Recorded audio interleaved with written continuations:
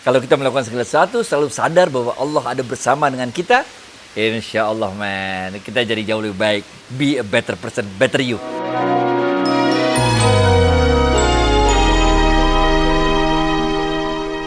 Assalamualaikum warahmatullahi wabarakatuh, sahabat Smart Skill School. Semoga kita selalu dalam lindungan Allah Subhanahu wa Ta'ala.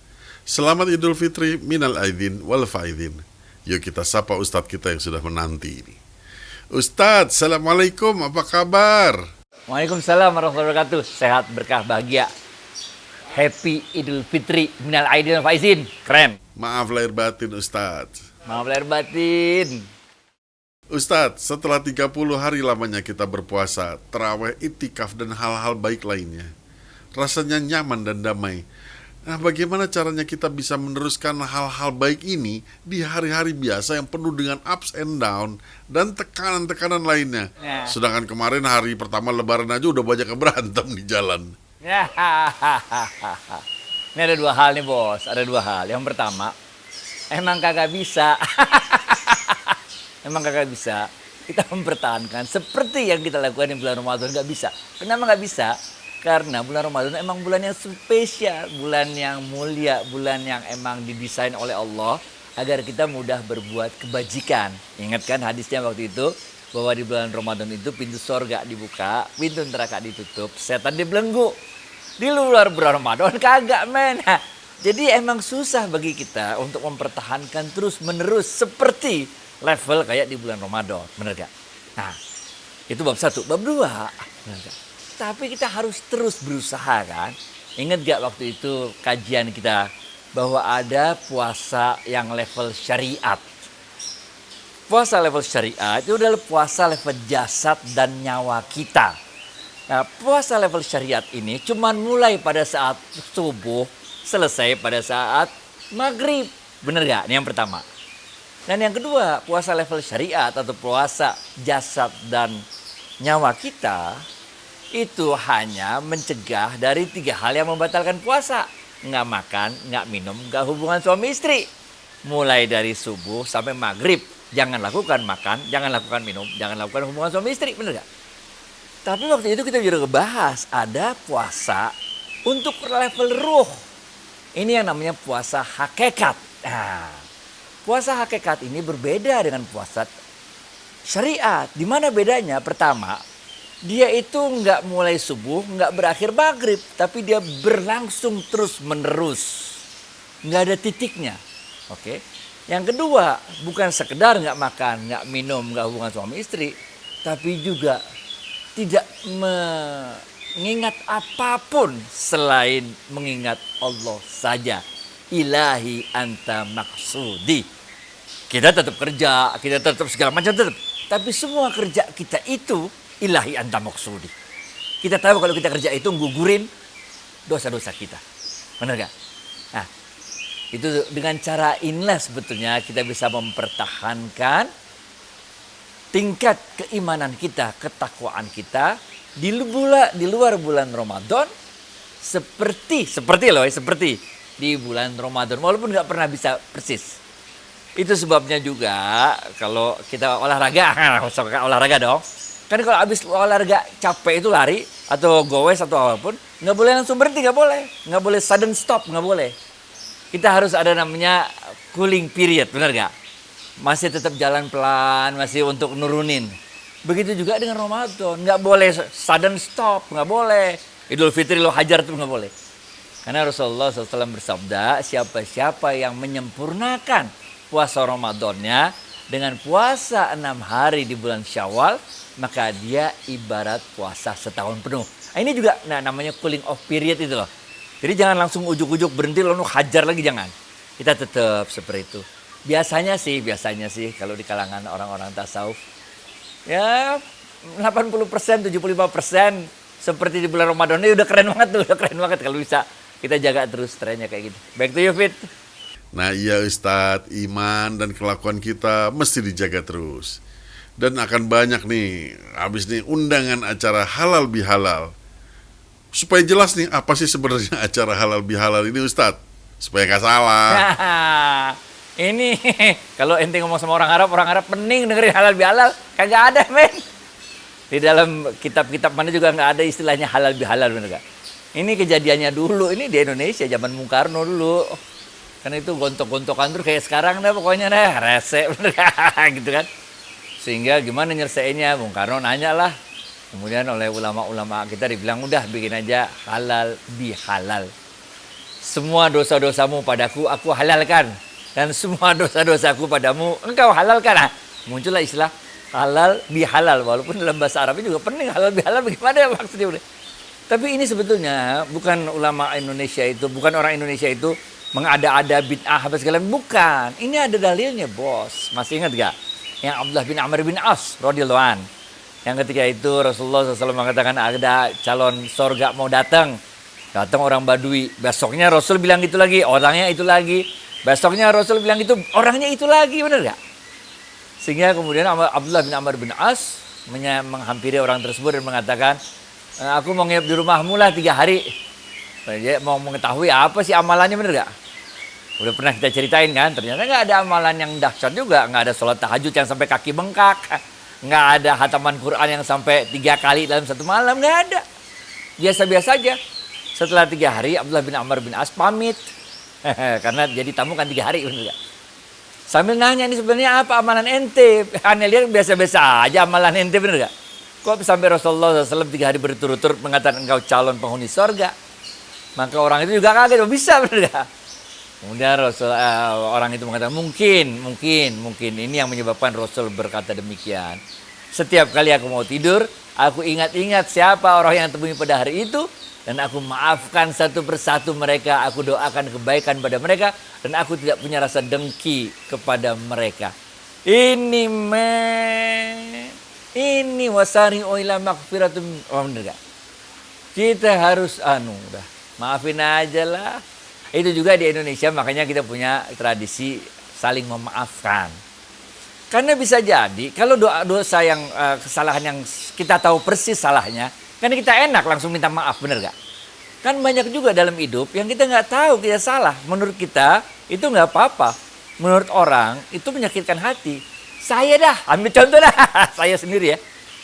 Kan kalau ceramah suka itu, yang bisa jawab gocap, bener gak? Lah ada orang yang udah berulang kali nunjuk dan paling pertama nunjuk, tapi saya nggak lihat, sehingga dia kesel. Selama satu sesi itu dia nunjuk terus, tiap kali nunjuk paling pertama, tapi nggak dapat gocap, bener gak? Nah saya kan nggak tahu, saya mah happy aja bagi-bagi duit baru gocap. Lah dia kan kesel, ini Ustadz berarti pilih kasih, bener gak? Nah, bahkan waktu itu saya pernah di suatu masjid, di atas ada ibu-ibu belum dapat, akhirnya nggak tahu di atas ada ibu-ibu. Jadi ada hal-hal yang menurut kita udah melakukan suatu kebaikan, tapi menurut orang lain, lah ini kurang pas. Nah, yang kayak gini-gini lah di Indonesia ini diakomodir dengan suatu tradisi, di mana dalam tradisi di Indonesia itu kita bilang mohon maaf lahir batin, minal aidin wal faizin. Nah ini juga bukan bid'ah, bukan maaf lahir batin artinya minal aidin wal faizin, bukan. Minal aidin wal faizin diambil dari sebuah kitab tasawuf, yaitu sebuah doa di kalangan para sufi, di kalangan orang-orang tasawuf yang bunyinya Allahumma ja'alana minal aidin wal faizin. Digabunglah dua hal tadi, yang kebiasaan tradisi saling bermaafan dengan tradisi sufi yang mengatakan mudah-mudahan kita termasuk dalam orang-orang yang menang mengatasi hawa nafsu kita, dan orang-orang yang kembali kemana? Ke fitrah, ingat gak? Surat Ar-Rum ayat 30 kalau nggak salah kan? Kembali kepada fitrahnya kita, juga kembali kepada kampung halaman kita yang asli, yaitu surga. Itu tradisi Indonesia. Kalau di sono enggak, Bos. Saya kan pernah tinggal di luar negeri lama, udah keliling-keliling kemana-mana. Enggak. Biasanya bilangnya taqabbalallahu minna wa minkum, kullu amin wa antum bi khair, biasa gitu. Nah, di Indonesia enggak, susah men. Kebelit-belit ngomongnya taqabbalallahu minna wa minkum. Jadi di Indonesia mah belir batin minal aidin wa faizin. Dua-duanya ada dalilnya. Yang mengatakan taqabbalallahu minna wa minkum ada dalilnya. Kullu amin wa antum bi khair. Itu juga lah kullu amin wa antum bi khair. Mudah-mudahan semua urusan kita semua dalam kebaikan. Semuanya ucapan-ucapan baik lah. Cuman kalau di Indonesia yang terkenalnya mohon maaf lahir batin minal aidin wal faizin. Doanya juga susah kalau disuruh Allahumma ja'alana minal aidil. Belit gitu loh. Dan itu kan biasanya minal aidil itu kan sesuai dengan jangka waktu kita salaman tempel itu. Karena orang Indonesia kan kita gabung men. Pertama maaf-maafan. Nah, kedua doa supaya kita semua kembali kepada fitrahnya Allah, benar. Ketiga sodakoh men, hadiah. Lebaran Indonesia men, kita tukar duit receh, benar gak? Jadi ada banyak kebiasaan baik di Indonesia ini. Bukan bid'ah, bukan. Kalau ente bilang ini spesial untuk Lebaran, enggak. Besoknya juga boleh kalau ente mau, bener gak? Bisa, mau bulan apa, Rajab, bulan apa juga, Zulqaidah kalau mau kasih duit sedekah. Ya tapi kalau Lebaran jangan lupa dong. Jadi baik ya Ustadz halal bihalal itu. Kemudian ada sedikit lagi yang mungkin juga penunjang kebaikan setelah Ramadan, yaitu kembali ke fitrah. Apakah ini kembali urusan ruh Ustadz? Ya iya, ini kan cerita ruh, bener gak? Kita ini semua kan berasal dari tempat yang sama. Kalau Jalaluddin Rumi mengatakan, kita semua ibarat berasal dari satu rumpun bambu yang sama. Kita hidup damai dulu. Benar gak? Lalu Allah bertanya kepada kita semua, ini ruh kita ya, ruh ya. Apakah aku Tuhanmu? Kata Allah. Maka kita semua mengatakan, qalu. Nah benar gak? Bala syahidna, benar gak? Sungguh kami menyaksikan bahwa engkau adalah Tuhanku, wahai Allah. Itu kan dulu, waktu kita belum jadi manusia. Baru ruhnya doang, benar gak? Nah kemudian ruh ini ditugaskanlah oleh Allah, dimasukkan ke dalam rahim ibu kita pada umur 4 bulan janin, di mana sebelumnya udah ada jasad dan udah ada nyawa. Nyawa dimasukin di umur 42 hari. Baru kemudian 4 bulan masuklah ruh kita. Pada saat ruh itu masuk, 3 hal ditentukan. Ajal, rezeki, jodoh. Nah udah. Sehingga biasalah kita nanti lahir kombinasi dari jasad, nyawa, dan ruh kita. Nah inilah yang kita maksud dengan fitrullah itu, fitrahnya Allah itu di dalam tubuh kita masing-masing. Itu sebabnya juga kalau di dalam ajaran sufi, kita tidak boleh pernah memandang rendah atau memandang dengan pandangan yang menjijikkan atau pandangan yang penuh kebencian kepada siapapun. Bahkan kepada orang musyrik sekalipun, bahkan kepada orang kafir sekalipun, bahkan pada orang fasik sekalipun, orang yang buat maksiat, nggak boleh men, nggak boleh, karena kita nggak tahu ujungnya di mana. Boleh gak cerita dikit nih? Waktu itu setelah Rasulullah SAW meninggal dunia, ada seorang pemuka agama Majusi. Agama Majusi adalah agama yang menyembah api. Ada seorang penyembah Majusi yang mempunyai seorang anak. Tinggal di kota Madinah. Waktu itu anaknya ini makan secara demonstratif. Artinya gak malu-malu makan di depan umum. Pada saat bulan Ramadan. Nah ini ada kaitannya sama Ramadan, benar gak? Jadi ada anak seorang pemuka agama Majusi makan di tempat umum tanpa rasa malu. Ayahnya sangat marah. Kemudian dia tegur anaknya, tidakkah engkau dapat paling tidak menghormati tetangga-tetangga kita yang sedang berpuasa di bulan Ramadan ini? Anaknya mengatakan, wahai ayahku, kita kan tidak berpuasa. Kita tidak menjalani ibadah-ibadah di bulan Ramadan seperti mereka. Di mana letak salahku untuk makan? Karena aku tidak terkena hukum untuk puasa. Karena aku bukan orang Islam, benar gak? Tapi ayahnya mengatakan, walaupun engkau bukan seorang Muslim, tidakkah engkau dapat sekedar menghormati tetangga-tetanggamu untuk tidak makan di depan umum seperti ini? Nah ini, ayahnya sangat marah. Ketika tiba saat ajalnya, Allah menurunkan malaikat maut mau mencabut nyawa pemuka agama Yahudi itu. Tiba-tiba malaikat maut ditegur oleh Allah. Ini ceritanya seru di sini. Apa kata Allah? Wahai malaikat maut, sebentar dulu, kata Allah. Berikan kenikmatan pada orang itu, berikan kehormatan pada orang itu untuk meninggal sebagai seorang Muslim. karena dia telah menghormati bulanku, bulan Ramadan. Nih, gara-gara cuman marah doang sama anaknya, gara-gara cuman marah doang. Tapi karena dia menghormati bulan Ramadan, Allah bilang apa? Muliakan dia dengan keislaman sebelum ajalnya, karena dia telah menghormati bulanku. Oh, udah, diberi hidayah sama Allah, meninggal dunia. Tapi yang tahu urusan dia meninggal dunianya telah Islam cuma dia sama Allah. Orang lain nggak tahu, sehingga dia dikebumikan, dimakamkan dengan cara-cara Majusi.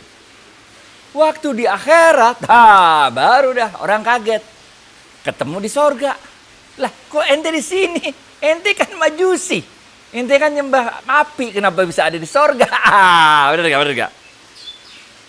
Lalu diceritakanlah cerita ini oleh orang itu, bahwa saya beberapa saat sebelum kematianku diberikan husnul khotimah oleh Allah, diberikan hidayah oleh Allah, sehingga beberapa saat sebelum meninggal dunia, aku meninggal dalam keadaan yang muslim.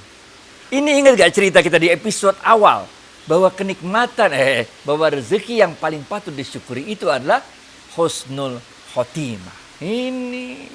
Nah, masih ada cerita lainnya nih, Fit. Pamannya Rasulullah, ini waktunya bertingkat berapa nih? Ntar kelewatan lagi, Wah. Pamannya Rasulullah SAW yang sangat membenci dan menjadi musuh besarnya Islam waktu itu. Tapi ketika Rasulullah SAW lahir, beliau merasa gembira dengan kelahiran anaknya Siti Aminah yang namanya Muhammad sallallahu alaihi wasallam. Waktu itu ya tentu masih bayi, benar gak? Merasa bangga, merasa senang, sehingga beliau mensedekahkan, memberi makan orang miskin pada hari tersebut, hari kelahirannya Rasulullah SAW. Nah, sehingga nanti ini katanya ceritanya nih, di akhirat kelak, walaupun beliau ini masuk neraka, tapi tiap kali hari kelahiran Rasulullah SAW itu hukumannya diringankan. Kenapa? Karena gembira, senang dengan lahiran Rasulullah SAW. Nah, apalagi kita. Benar gak? Ini kadang-kadang jadi dalil juga nih, kenapa kita harus setiap kali maulid Nabi kita menunjukkan rasa kebahagiaan, kesenangan kita dengan hari kelahiran beliau. Yang kagak beriman aja ikut gembira, diringanin penderitaannya di neraka. Dan apalagi kita. Benar gak? Back to you, Fit. Baik, Ustadz. Oke, terakhir deh, Ustadz. Yeah. Kembali hal pertama tadi, Ustadz. Ada sedikit tambahan catatan gak buat kita yang setelah Ramadan ini kembali bergulat dengan kehidupan, memperjuangkan rezeki, terkadang dibawa kekerasan, ada emosi dan segala macam. Misalnya kalau psikolog tuh nyuruh kita gini, hitung 1 sampai 10 sebelum marah. Nah, kita terus gimana? Sama, lo mau 10 juga boleh, subhanallah 10 kali boleh. Oh, alhamdulillah 10 kali, Allahu Akbar 10 kali boleh. Mau 33 kali juga boleh lah, bener gak? Terserah lu dah, mau ilmu psikologi mana, bener gak? 10 boleh, 33 boleh, mana juga boleh. Yang penting ingat sama Allah, get connected to Allah. Setiap kali kita lakukan sesuatu, apakah itu ibadah mahdoh, sholat, baca Quran, segala macam, itu selalu hadirkan Allah di dalam kita. Bukan sekedar baca Quran. Ngapain baca Quran hataman cepet-cepet kalau ente cuma mau targetnya ngabisin buat apa? Habis itu ente posting WA group. Ini udah 9 kali hatam nih. Ini ngapain? What's the point, man? What's the point? Bener gak? Bukankah kita harus menjaga imanan, wahtisaban? Malah kita harus rahasiakan kan? Bener gak? Walaupun disebut juga boleh untuk syiar, bener gak? Supaya orang lain juga semangat untuk melakukan hal itu, bener gak? Tapi ya, jadi pertama kita harus terus jaga hal-hal tersebut. Get connected with Allah. Kalau kita melakukan segala sesuatu, selalu sadar bahwa Allah ada bersama dengan kita. Insya Allah, man, kita jadi jauh lebih baik. Be a better person, better you. Back to you, Fit. Alhamdulillah, Masya Allah, Ustadz. Jadi, ingat selalu kepada Allah, maka insya Allah kita selalu dalam lindungannya. Amin. Baik, Ustadz, terima kasih atas waktunya. Assalamualaikum warahmatullahi wabarakatuh.